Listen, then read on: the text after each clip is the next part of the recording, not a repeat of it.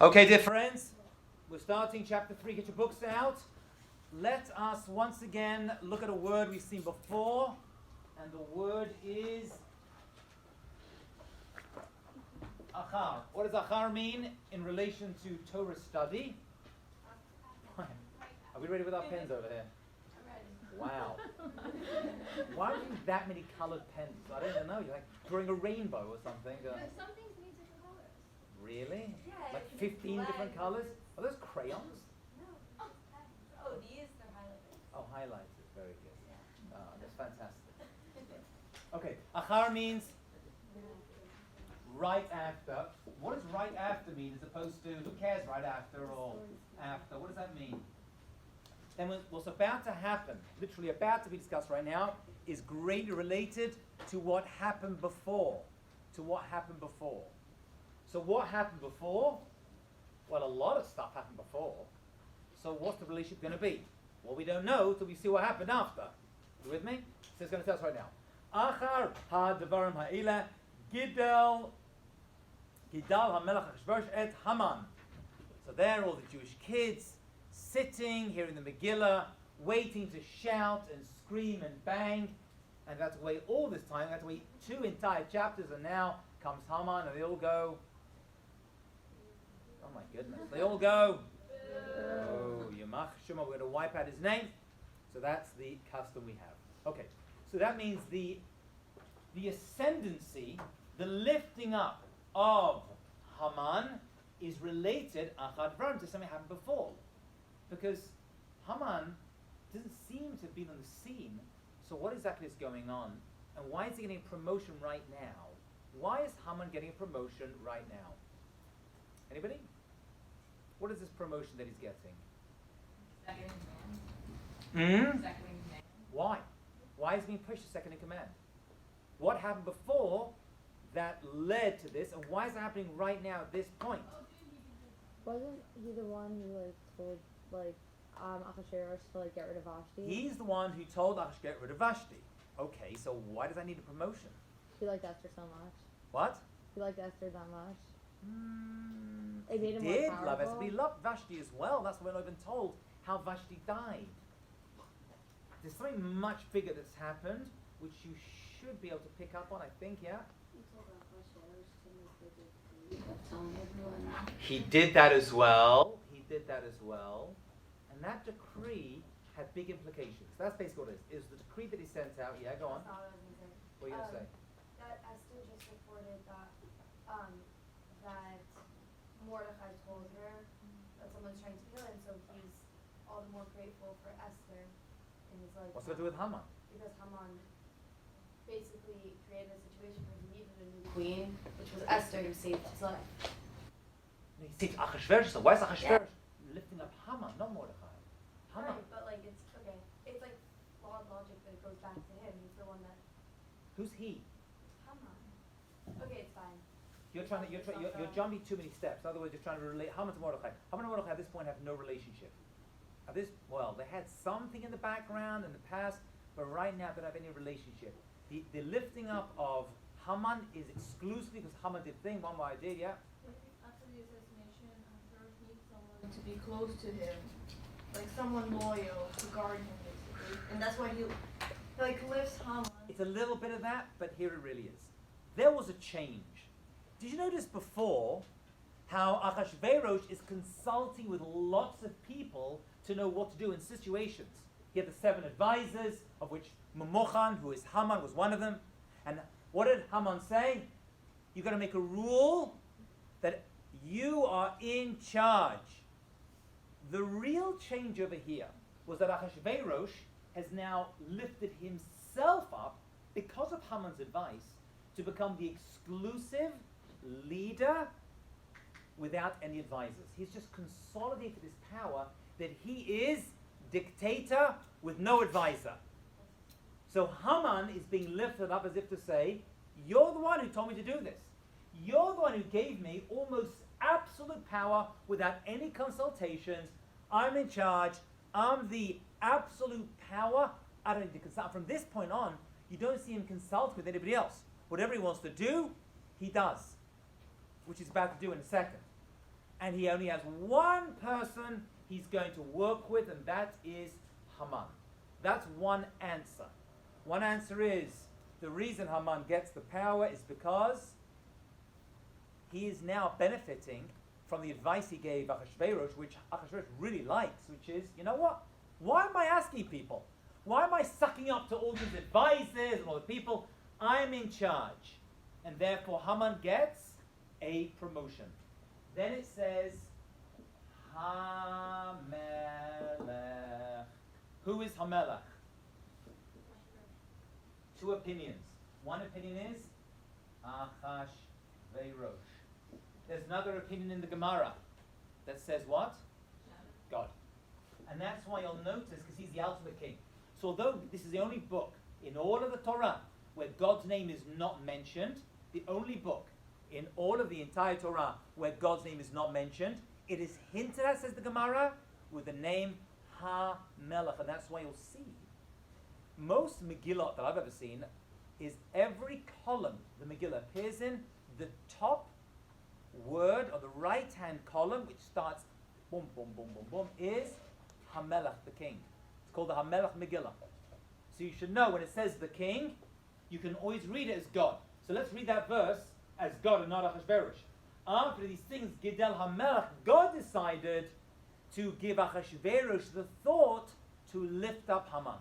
Because the bigger they are, the harder they fall. Because Haman is going to become a big problem. So now let's meet Haman. And Haman, we said, already existed in the Torah. From Hamina 8, he goes back to Gan Eden. He is part of the original problem in Gan Eden.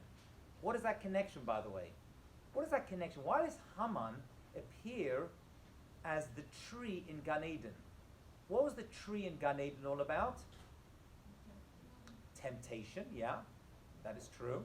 Tempted to do the wrong thing. He represents the Yetzer Hara, but also the ungrateful. There you can have whatever you want, and you want this. You're so ungrateful. I gave you an entire garden, and you want to eat from this one tree. The one thing I said don't do. Haman is extremely wealthy. He had a vast amount. We're going to see. The Megillah itself is going to tell us a fraction of that wealth in a moment, with an actual amount. And yet, he has everything he wants. He has all the money, all the power, and one thing he's told, Mordechai is not going to bow down to you, drives him nuts. He's never satisfied with what he has. There are such people have tremendous money and power, and there's one thing they don't have, it ruins their entire life. Mr. Ungrateful is who he is. So we're told he's Haman ben Hamdata Ha'agagi. What? Agagi, we already mentioned this. He is from Agag. Right. Agag was the king, was the Melech, was the king of Amalek. He was Melech Amalek. Right? He was the king of Amalek. Who? Shaul, King Shaul, we're told, because Samuel was told to kill. He didn't do it. So now it's come down to his great-great-great-great-great-great-grandson, Mordechai, who comes from Ish Yemini, Benjamin, which is where Shaul came from. And Amalek is Agag's great-great-great-great-grandson. So now we see that Hashem's wars and revenge and playback can take years, decades, even centuries, till everything equals itself out. Yeah. You said that Mordechai and Haman had a relationship before? There was a relationship before. They had a prusbul. They had, the Midrash tells us, they had a certain arrangement that he was very poor, and actually in some way, Haman. Okay. And there was some kind of contract that was between them, that he owns everything that he has. Some kind of, the Gemara says, a prusbul. There was some kind of a document that he had on him, because he saved him, he helped him in some way, and therefore really Haman already, according to the Midrash, or actually it's the Gemara, had certain things against Mordechai even before the story began. That's a little bit of background. But we don't really see that in the Megillah. According to the Megillah, they meet for the first time. Yeah.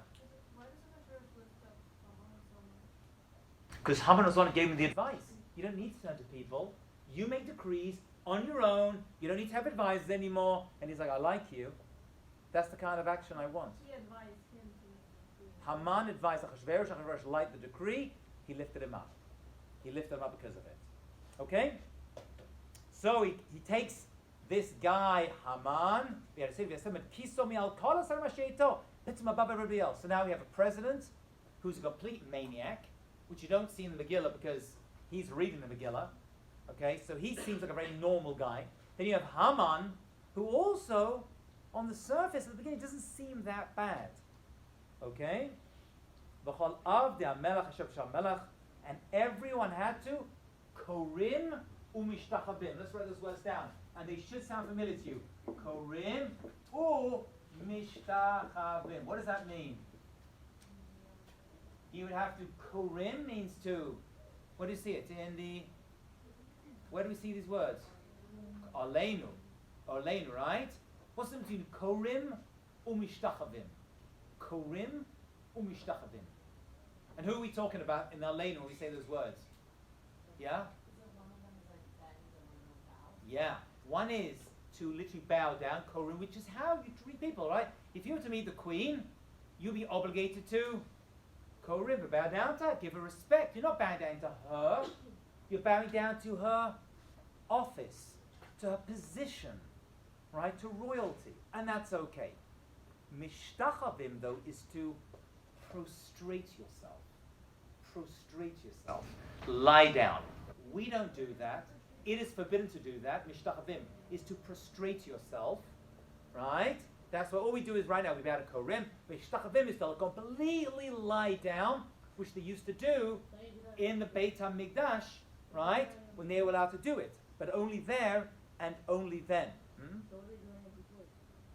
We symbolize it by going on our knees to remember the avodah of the Beit HaMikdash, and even then we don't do it on mask. We don't do it on a bare floor. We put something over there as a zikaron. Some people don't even do that, by the way. Some people don't even do that. But there we do it. That's to HaKadosh Baruch Hu. So Purim is to bow down. Mishtachavim is to completely. They would literally lie themselves flat in front of these people. So what are we seeing already over here? Haman is being told to. Sorry, people are being told to Purim Mishtachavim to completely bow down. So already we're seeing that Haman is not considering himself to be a regular person. He's making himself out into a deity, a god. Now there's two opinions. One opinion is he had a pesel, he had an idol he would wear on a chain around his neck. He would wear an avodah zarah. He would wear an avodah zarah around his neck. So when you bow down to him, you bow down to you bow down to my idol. That's one opinion. The other opinion, which is probably more true, right, and at some point he may have taken this off just to prove his point against Mordechai, he was bowing down to him. He made himself into an avodah zarah. That's what the Gemara said. That's what Rashi says as well. He made himself into an avodah zarah. So bow down to me. Purim umishtachavim, and they would bow down to him. Okay? Lahaman ki ken tziva lo melech. That was the command that the king had made. Okay? That was the command, and everyone was doing it. And those people among the Jewish people who were doing it, because everyone was doing it except Mordechai, we're going to see in a second. But when they would do it, they would do it out of respect to him, because we don't want to cause trouble, right? They weren't really bowing down to him, they're bowing down to his office, and therefore, Mordechai lo yichra v'lo yishtachaveh. He didn't not only mishtachaveh, he didn't even yichra. He didn't give this guy any kavod at all. So already we see that Mordechai is deliberately pitting himself against Haman. Now this is very important, because we're going to see that all the problems that are going to come to the Jewish people are actually coming from Mordechai. I mean, according to the story, had Mordechai bowed down, what would have happened? We'd have been like, no story. Haman's okay. Mordechai is going out of his way to antagonize Haman, which means he knows something's up with this guy, and he's pushing himself against him. Especially the Jews at the time, just bow down to him. Why? Because he's trouble. He's extremely wealthy, now extremely powerful, the second most powerful person in the world probably, with a vast amount of wealth. Why are you doing this? Shtum. This is what I'm doing.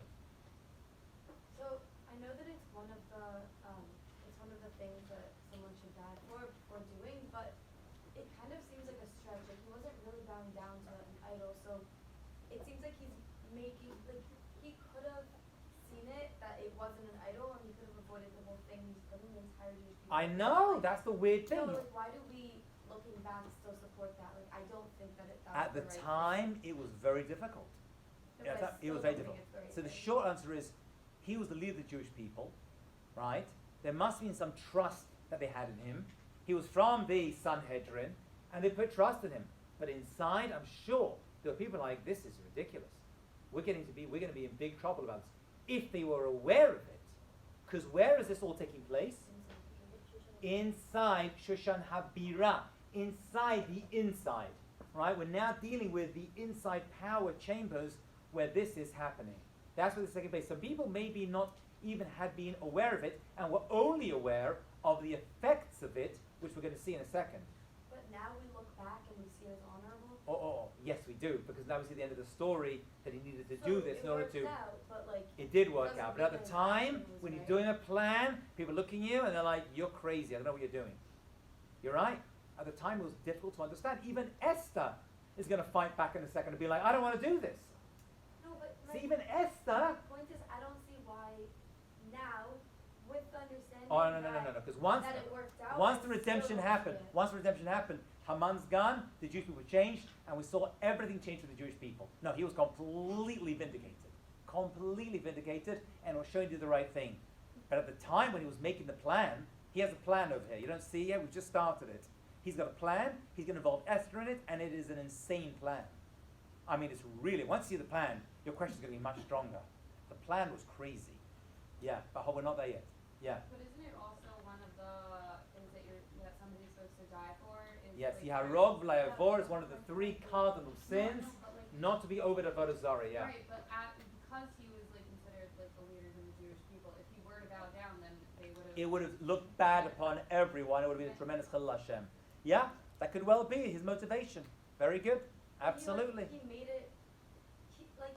He took on that understanding for himself. He's trying to It wipe wasn't out. He's trying to wipe. He took on the understanding for himself. He's trying to wipe out the nest of the wasps, and he's running with a stick and smacking the heck out of it. And you're like, there's wasps everywhere. It's like, you want to wipe them out? You got to get them out. And by the way, it's exactly what he's going to do. All the other Amalek people are going to pop out right now. They're all going to pop out. Well, not now, but soon. Yeah. Maybe he sees that Haman is such an anti-Semite that even if you bow or you don't bow, it doesn't really make a difference.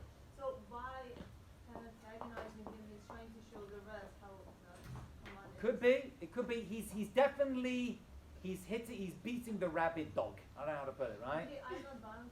No offense, right? That's what he's definitely trying to lift him up, get him out of the shade. So what happened? So Mordechai doesn't bow down. Vayomer now in verse 3. Vayomer Abdi HaMelech Hashem Shar Melech Mordechai. Madua ta oved mitzvah Melech. Dude, you're not going against Haman. You're going against Achashverosh. You're now breaking other people in Shushan Abira. Because Mordechai, remember, is a very elevated person. He's got the power to be in Shushan Abira. He's a Jew who's got political power in the state. And they're like, what are you doing? You're not going against Haman. You're going against the law of the land. So they're calling him a treasonous person. Doesn't care. He still refuses to do it. Just interestingly, it says, Korim Mishtachavim, then it says, Lo Yichra. Lo Yichra. It says that Mordechai, Lo Yichra. Yichra is the future tense. Future tense. What does it mean? Yichra, which means to bow down. In the future, meaning he was saying Lo Yichra. Right? You should say Lo Korea or Korah. Lo Yichra. I'm never going to bow down to him. This isn't a one-off deal. I'm never going to do it. I'm standing against him in principle. Not this moment. Forever. Forever. So now it makes his act even worse. V'yar Haman ki Mordechai kor b'shtachim lo. Haman sees it. What does that mean? At first he didn't see it? No. He didn't see it. He's not looking around, right? Who's bowing down? Who's not bowing down? He's not doing that. He's looking around, seeing nothing, expecting everyone to bow down. And then his advisors say, by the way, you know there's a Jew over here, a Yehudi, who's not bowing down to you? So now he gets angry. Vayivez ben Av l'shloach Mordechai. He gets very angry, first of all, I'm sorry. V'yamaleh Haman chema. He gets very angry. Chema means heat and his internal anger. So he doesn't show it. There's no ketchup at this point, but there is anger inside. He's really fuming that this one guy is not willing to bow down to him. Really angry. So what does he do? He decides, V'yevakesh Haman lahashmid et kol Yehudim asher b'chol machat Achashverosh am Mordechai. I'm going to kill all the Jews. I'm sorry. You got a problem with Mordechai. You pay the right people. You do a little mafia job. You take him out. How did he get onto killing all the Jews? How did he get onto killing all the Jews? And actually verse 6 is the answer. It doesn't look so good to kill Mordechai levado. Because he knows the Am of Mordechai. So there's three things over here. Right? First of all, there's Mordechai. You can't kill him, right? Because kill one person, that's embarrassing. Then there's Mordechai. Who's Mordechai? The rabbis. The people of Mordechai, the rabbis. So you know I'll kill the rabbis. Right? So first of all it's him alone. And then it's all rabbis, the of Mordechai. And it's like, even that's pathetic. Killing religious leaders. So then it becomes killing Kol HaYudim. Now, when you got a lot of power and you want to prove your point, I'm not going to kill you, I'm killing all the Jews. What is the second one? Second one is Mordechai, and that is all rabbis. He's like, I'll kill all the rabbis. That's his second idea. And then he's like, I don't like that either. I want to kill all the Jewish people. Let's wipe them all out. That is how a famous rich person deals with trouble. I'm not killing you. I'm going to kill you. Lahashmid is to totally wipe out. Or la'abed, we're going to see later on, means not even a trace, not even a bone, a shard, an ash. They're going to be completely wiped out. And by the way, we're going to see, we discuss Amalek in more detail, which we'll do when we finish the Megillah. We'll see that is the definition of Amalek. Amalek is not happy just wiping out a few Jews. Amalek are the people that want to totally uproot the entire Jewish people, even if they have a problem with one or two of them. Anya? Yichra is the future tense of will never bow. Lo, it says lo yichra. Lo yichra is the future tense of in the future. Lo yichra is the future tense of to bow. So why is what I'm saying in the future tense? It hasn't happened yet, meaning I'm never going to bow. I'm never bowing down to this guy. Erica? Wouldn't, like, if he were to just kill Mordechai, then, like, the rabbis and the Jews would go fight back, and then if he were to just kill all the rabbis, then the rest of the Maybe yes, maybe no. We're never going to know. Maybe he would, maybe he wouldn't. We don't know. Maybe when he got that much money and power, they wouldn't antagonize him, and Mordechai would have gone, and the problem would have gone away, but he wasn't willing to do that. Right? He's not willing, so he wants to kill Mordechai, and he says, not enough. All the rabbis is not enough. All the Jews. So now we've got Haman deciding to kill all the Jews. So what does he do? B'chodesh harishon, look at carefully on verse 7. B'chodesh harishon is now the first month, hu chodesh Nisan. Why are we being told it's chodesh Nisan? Why isn't the first month enough? Because we said last class, this was the first time in history where the months of the year are being referred to by name.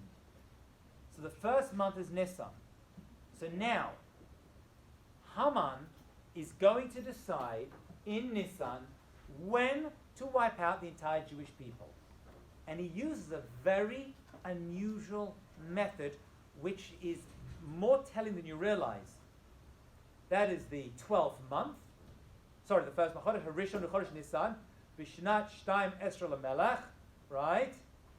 In the 12th year of Kechash's reign, Hipil Pur. Hipil Pur. What is that? He makes a pour. What's a pour? A lottery. A lottery. He's going to use a lottery to decide when to kill the Jewish people. Now this may seem like a side point. He's got to use some time to do it. So use the lottery. However, now we see the word pour, which is singular of Purim, and obviously this is really big, because we've now named the entire holiday after this one act of Haman. Is that strange? Isn't that weird? Why would you call it Purim? Call it Chag Esther, or Chag Mordechai, or I don't know, Chag Paras. Give it some name. Why would we call the holiday after the lottery that Haman uses to choose a date to kill the Jewish people? This we have to understand. Because that means this event he's about to do is so big, it actually explains the entire holiday. The entire holiday is going to be explained by this one act. So what is a pour? I was going to say not what a pour is, but maybe this act shows how much God is really involved, because it shows Adar, which was the first month away from where Nisan was, so they had the most time to make a change. Okay, so that's not why he selected it. That would be against Haman's desire to choose a month, right? That much later. That's not the given reason. I hear what you're saying. Adar was chosen for two different reasons. Two different reasons. Right, we're going to see in a second. Yeah. That's why Adar was going to be chosen. And obviously Hashgacha is they had a good year. There's no doubt about it. But the poor aspect means lottery. So what is a poor? So there's two ways to understand this. And both are very important. Both are very, very important. Because they're going to define the holiday. And we can talk about this for another hour, but we're not going to. Number one is a poor is chance. Chance. Who wins the lottery? Who knows? I promise you though, it ain't going to be any of you or me. Right? It's all chance. It's a goral. You never know. You throw the dice, you spin the wheel, round she goes, place your bets, where did it go? No one knows. Amalek, of which Haman was a leader of, is all about chance. Things happen by chance. And if you read this story, it's all one thing that happens to happen. It's all chance. It's a story of chance, isn't it? Happens to be that Esther is chosen. Happens to be that she's chosen of the 127 women. Happens to be that Mordechai happens to overhear Datan. So far, it's all luck and chance and luck and chance. And that's how Haman sees the world. Random events. And we, the Jewish people, see the events as all hashgacha from Hashem. You may not see Hashem in the story, but Hashem is guiding all the events. So Purim is the mask, literally the costume, that is being put over this entire story. We don't see Hashem, which is why Hashem's name is not mentioned in the Megillah. It's all chance. Maybe it'll happen, maybe it's chosen. So Hashem is like, you see, you put it down to chance, I'm running all the events. It's all decided by me. I'll tell you when and what happens. You don't see it.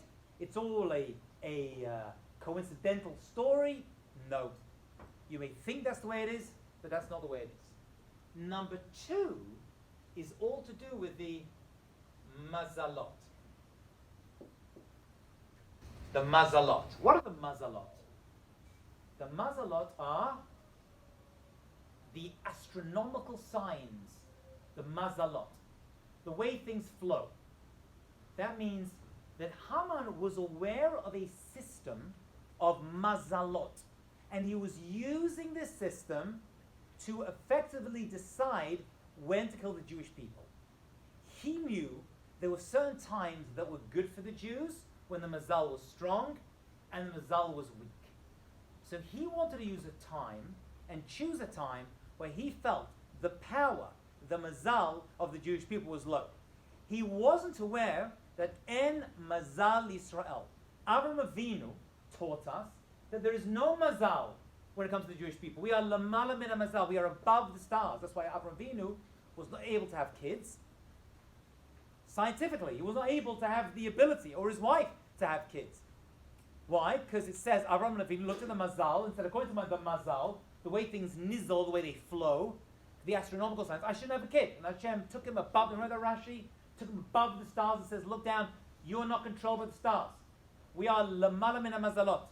You're above the mazal. So Avram cannot, but Abraham can. So too over here. So too over here. Haman thought he was going to find a time where the mazal was weak for the Jewish people. I'll show you what that time was.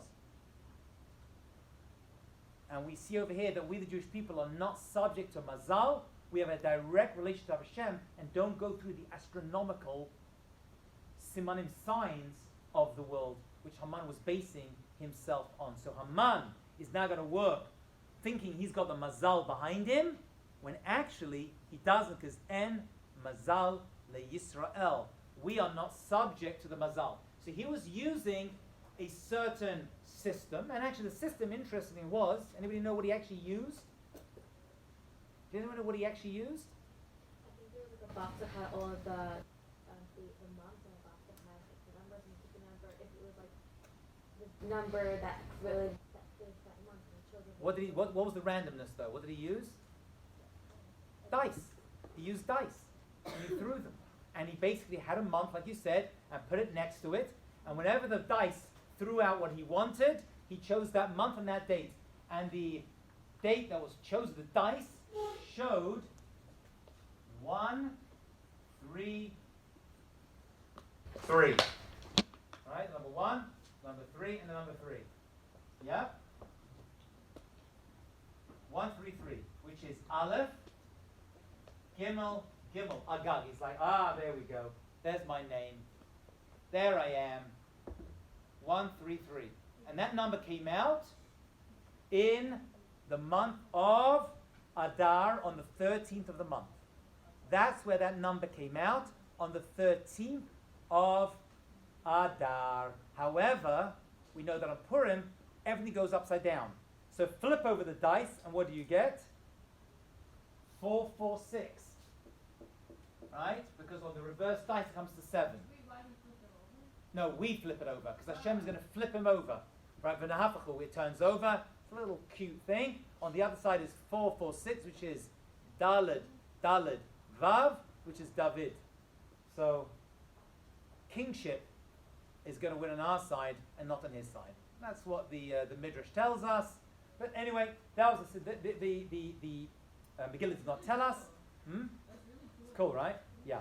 Right? And by the way, that's why every reverse number on a die always add up to 7 to represent this world, right? Because in this world, which is represented by the number 7, we'll see, is always going to be that. So the upside of the dice was David that was going to fight his Agag. Yeah. Wasn't wrong, like there are times that are bad. There are certain times, that is true, but they don't have to be. We're able to rise above those bad The times. line of off. So why did he choose? Yes, there are certain times of the year that are not good for the Jewish people. The mazal seems to be low, but even we can rise above them. Even we have the power to rise above them, if we're able to. We don't always, by the way. In this case, we did. By the way, why was he confident that Adar was a good time? Because, right, Adar, he thought, now that's a bad month for the Jewish people, right? Because Moshe Rabbeinu died on the 7th of Adar. So Moshe dies in Adar.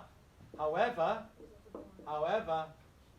you think that's bad? Moshe Rabbeinu was also born on that date in Adar. So he was a chacham, but only a kind of chacham. You know what I'm saying? So he had this power.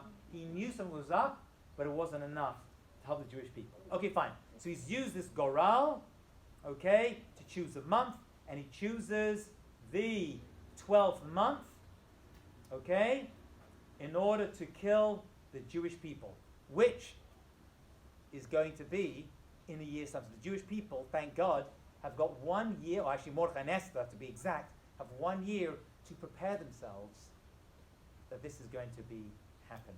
Okay? They have 12 months to do it. He didn't want to do it as soon as possible.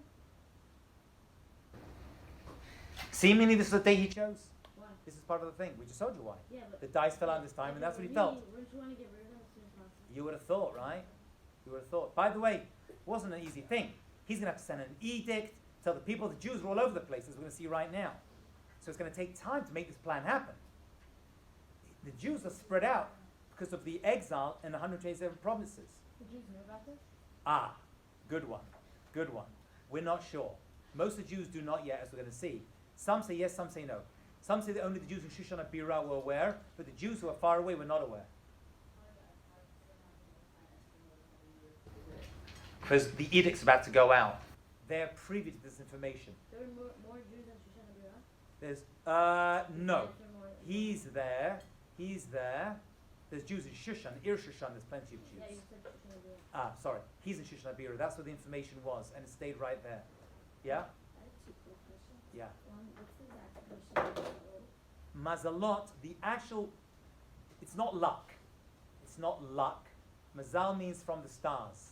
That means astronomically, they're mazalot, the signs, right? The astronomical signs are pointing that way. And now there's from the Lashon, mazal comes the word nizul. There's a certain flow. There's a flow. That's why a cold is called a nizilah. It's saying, when we say mazal tov, we're not saying good luck. Right? It's horrible. Oh, you're pregnant. Good luck with that. Or mazal tov, none of that. What you're saying is, things should flow well for you. So he thought he could break the flow of the Jewish people. But literally the word mazalot actually means the astronomical signs, the 12 houses of the astronomical world. Yeah. Okay? So now he's going to have to sell his idea to Achashverosh. Hold your questions 1 second. Go ahead. I'm getting through this chapter. So now he's going to sell it to him. Now he's going to sell it to him in a very careful way. Because he's got to appear as though he's helping Achashverosh. He's got to appear as though he is going to profit Achashverosh, but he's also got to give him the opinion that this is worth doing, so he's got to have to work into his paranoia as a leader. Okay, so we have a lot going on over here, and he's going to have to, and he words it in a very, very specific way, right, that it's going to be very, very difficult to pick up who he even wants to kill over here. And that's not working. Okay. Yom Haman lemelech Achashverosh. Yesh no. Yesh no. Yesh no means there is. There is a people. Am echad. They are one people. There is one people which I need to speak to you about. Look at the wording over here. It's very important because it's going to describe the Jewish people perfectly. Haman knew his Jews. You got to know your enemy, and Haman did. What's yesh? What's strange word? Yesh no. Just there it says yesh. There is a people. Why yesh no? So Mordechai and Esther are hinting at something else. What other word can you see in there? Yesh no. We're on Pasuk Chet 8. V'yom Haman lemelech Achashverosh yesh no am echad. What else can we see in yesh no? Yesh, there is to you, right? Kind of, but it's an unusual word. And you don't say yesh, you could have said yesh am echad. That would have worked. That works, right? Israelis, Ken? Yesh am echad. That works. There is one nation. Why yesh no? So Mordechai and Esther were pointing out something over here. Remember, they're hinting to us. Things that they can't say explicitly. Yashen. What's Yashen? Asleep. There is one nation who are asleep. They're asleep. What does that mean, they're asleep? They're powerless. They're not awake. Hashem is asleep to their problems. So they're asleep. Hashem is asleep. They're an easy people. They're asleep. They're out of it already. They're already out of it. And not only that, they are am echad.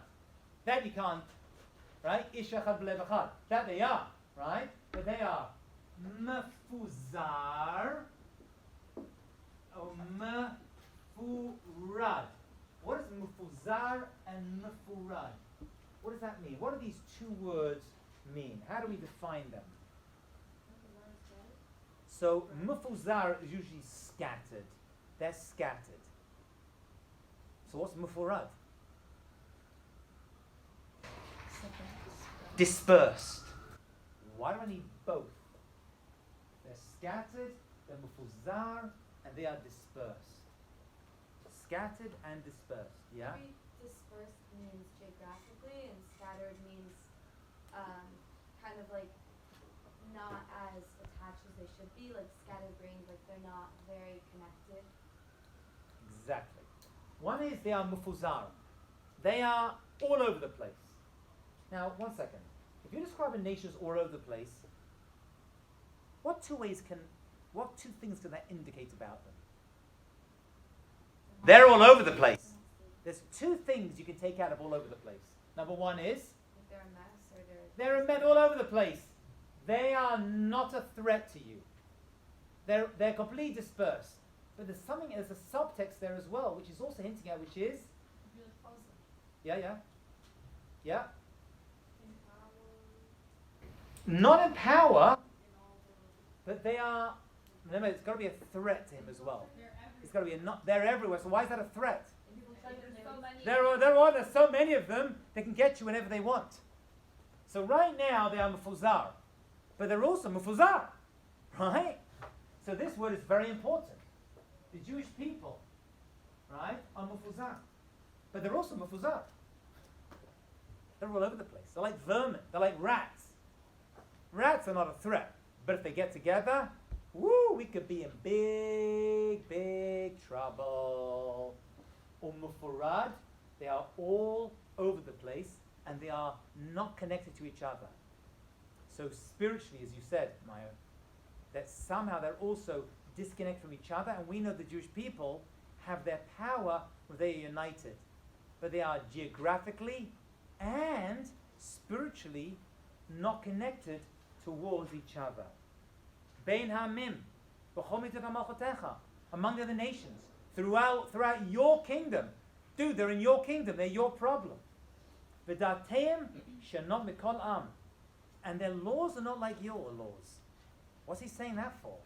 Their laws and their customs, right? All of their laws, dateim, datei melech, they're not the same.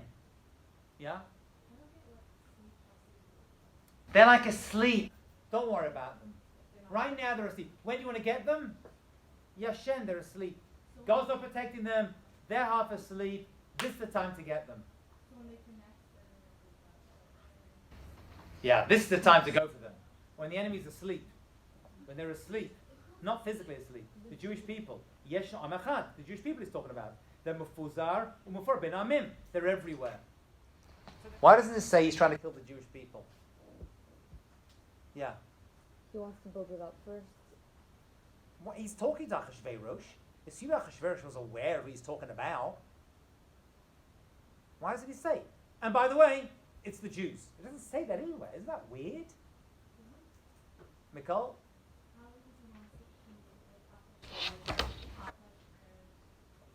Idea, like he's explaining some of these people are like really dangerous. They're gonna like compromise your power. So then Achashverosh is gonna be like, oh, we need to kill them. Like he wants to give his idea, not like that's. He wants to give it as though it's Achashverosh's idea. Okay, hold on to that thought. Okay, I'm gonna bank that. Yeah. I think it's because they're writing it. It's not the Jews who are writing it. And they want King Achashverosh to look really good. So they're not, and we all know that he's really taking up his time, but you're not supposed to. Very, very good. 100% true. 100%. Achashverosh, have a look at this book afterwards. Right? And what an embarrassment. Oh, he wanted to kill the Jews. And what happens to the Jews at the end? Will end up living. It would have been a tremendous busha, a cherpa, a bizayon to Achashverosh. And then the story, one of the Jews are now living and rich and doing so well. And therefore the Megillah is not going to say. Because at the end of the story, they're all alive. How great would that have been? So Mordechai and Esther wanted to not embarrass Achashverosh later by saying it's the Jews. Was he aware that it was the Jews? 1,000%. He's not insane. He's crazy. He's not stupid. He knows who he's killing. Yeah? Or maybe he didn't know and Haman didn't want to tell him because if it got out that It can't be. It's got to be Achashverosh knew. It's got to be. He's not going to be killing agree, which he's about to do, to kill all these people, right? Basically, and not know who they are. It can't be. It's got to be he knew they were. The Megillah deliberately left out that it was the Jewish people. I mean, later on we're going to see it was the Jews. Yeah? Maybe he also was being cautious in case someone was listening or someone heard. Like, it doesn't seem like there are really many. Nah, Loch Batley doesn't care. Remember, now he's consolidated his power. He doesn't need to. Look, he goes to no advisors. He's about to make this decision unilaterally. He's gone Not from that- power not of the that people to someone power himself. Not that someone could stop him and they'd be like, "Oh, you're making a mistake," but just it comes more as like a surprise attack. No surprise attack. It's going to be Okay. sent out. Everyone's going to know about it. Everyone's going to know about it. So I just want to be very clear. That's not the way it seems to go. Everyone's going to know about it. Just right now, we're not mentioning it's Jews. It would look bad upon him. Yeah? So, didn't Mordechai also just save Achashverosh's life? So, like, even though he knew, like, Who was he then? What didn't? Mordechai just saved Achashverosh's life. Yeah, but that hasn't come back to visit him yet. That's not part of the story yet. Does he even know? He's not. He's aware of it, but it's not in front of him right now. It's not in front of him right now. Does not care right now. At this point, it's written down somewhere, and it's out of his mind. Definitely out of his mind. Mordechai saved his life. He's got no love for the Jews. The Gemara says that Achashverosh hated the Jewish people more than Haman, and it even gives an analogy. It doesn't seem from the Megillah. Megillah, Achashverosh is like, "Woo, I love the Jews. Oh, we're forced into this." That's PR. That's hashtag fake news. Really, Achashverosh hated the Jewish people more than Haman, and the Gemara says it's like two people with two fields. Haman and Achashverosh. One of them has a pile of dirt in his field. That's Achashverosh. The other one has a hole in his field. That's Haman. And the guy with the hole says, "I will buy your dirt to fill my hole." What does the guy with the dirt say? Buy it? I just want it out of here. Take it for free. Take it for free. I don't want it. Kill them. You're right. They're separate.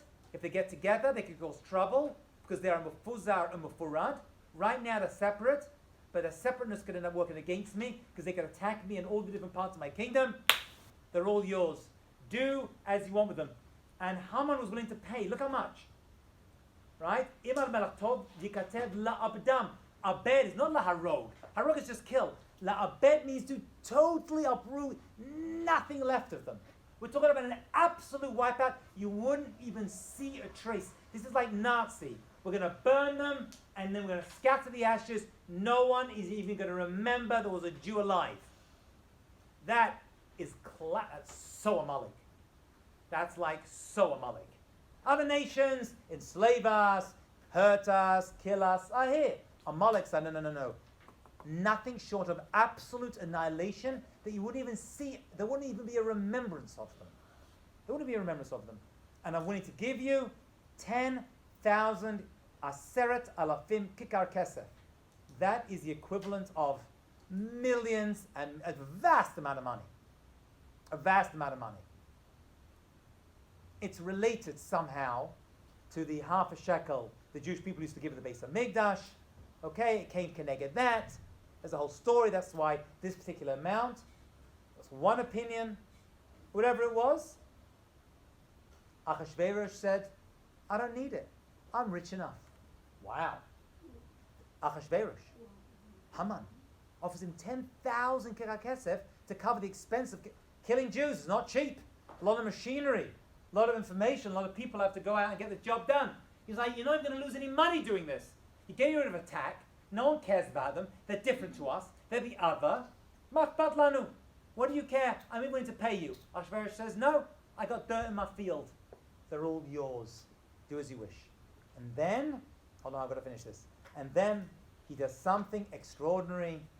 And by the way, the Gemara says, what he does right now, what Achashverosh does right now, did more to freak the Jewish people out than every word from every prophet that ever lived. More came from this one act. From this one act than anything else. Vayasar HaMelech et tabato. He took off his ring, mi'al yado, from his hand. Not any ring. His ring. V'yitna lahaman. He gave it to Haman. What's that? He gave him his pinky ring. What exactly is this? It was like a mafia. He's a made man. What is this exactly? Yeah. It's the ring that you use to stamp to make the decrees, right? It's called a signet ring. That's right. When you made a decree, you had to stamp it. People used to have rings. I'm sure you watched enough of these shows, right? They put a ring on their hand. They put some wax. They would seal it. Basically, this is the traditional way of saying giving absolute and complete power. So, as a side point, when one person gives a ring to someone else, they're giving them all the power of all decision making. Where do we see that? Under a chuppah. Giving the ring is symbolic of this ring of Achashverosh and Haman. Saying right now, you're going to make the decisions in the chuppah, which represents the home. I'm now handing over the home to you. You make, and that's the halacha, right? The decisions, especially early in life, when it comes to family decisions and children's decisions, go to the woman, which is why the ring is being given over to the wife. This is one of the sources for it, Achashverosh and Haman. Not on comparing Jewish marriage to Achashverosh and Haman. It's much more dangerous than that. Much, much more. But I thought he was so power hungry. Like, why is he handing over that? Why is he He is, but he's smart. Even dictators need people around they can trust. And he realizes that his ability to make this decree is because of Haman. Remember, he had all these advisors before, and now he's like by himself. I'll do whatever I want. Yeah, you know what? Go wipe him out. Go take care of my will. You and me were in this together. They were Mordechai and Haman. I'm not even drunk yet. I'm already confusing Mordechai and Haman. Yet. Achashverosh and Haman hated the Jewish people equally. Don't be fooled by the mask that is put on the Megillah. Yeah. Also, rings are meant to be on the fingers that like the Connected to the heart. That is correct. Yeah. It's just like another thing to say how Oh, his heart hated them. Oh, very good. Yeah. It could be. If that's the ring it went on. If it went on that finger. Yeah. So dictators don't share their power. Who? They do with people who are close to them. But you want to get close to the fire, you can get burnt as well. They will have 2 or 3 confidants who they will trust implicitly. But those people are in that very precarious position. So he says, "Hakesef natun lach." Take the money, va'amel asod ken, k'tov b'necha. Do what you want with them. So what did he do? The Yikrus Sifrei Melach b'chodesh Rishon. He sends out letters that get spread out all over.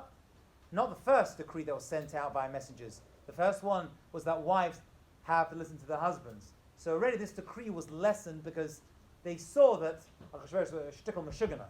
The guy's a little bit nuts that he's willing to send out these ridiculous decrees. But it's sent, and it was sent out that on this time, on the 13th day of Adar, we're going to wipe out all the Jewish people, wherever they are. It's sealed with a signet ring, and the letters were sent out to destroy.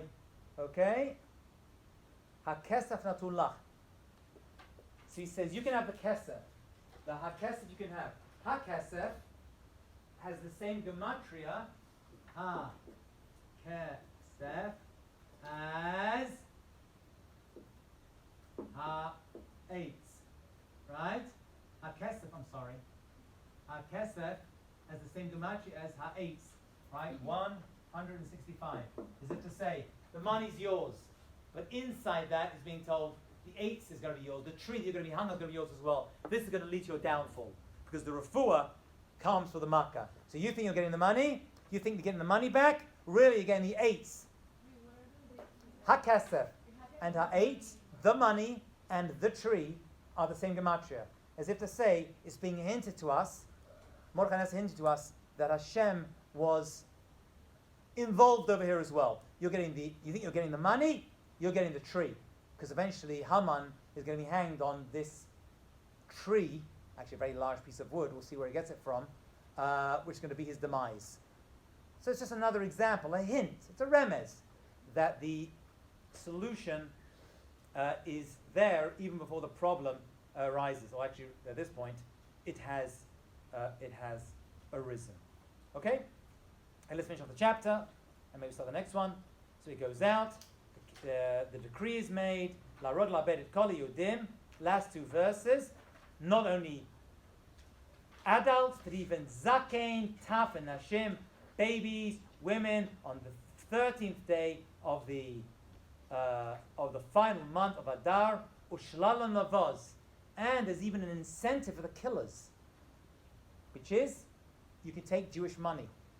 So even if you don't want to do it, you're going to get money out of this. It's like, this is persuasive. It's like, I know you don't want to kill people, but there's money in it. There's money in it. You can have it. It's like during the Second World War. There were many people who were friends with the Jews, who would never think of harming them. Right? But once they were gone, they took their houses, they took their wealth. Right? And when they came back afterwards to reclaim their houses in parts of Poland, they killed them. Right? Because I don't hate you, but I need the cash. Don't take it personally. Right? Shlalam lavaz. Right? If I can't kill the Jew, at least let me have his money. And if I can't have his money, then I'll kill the Jew. That's what's happening over here. And it went out. And it went out quickly to all different parts, although we have a year. Right? It's going to take time, months to reach every province. Remember, every single Jew in the entire world was potentially going to be killed out from this Purim story. Which is why every Jew celebrated. It's not a small group. It's everyone.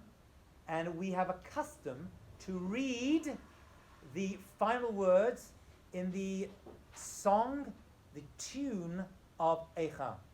All right, Va'ir Shushan Nevocha, which says the city of Shushan was in shock. It was bewildered. It didn't know what was going on. Now, there's two opinions on this.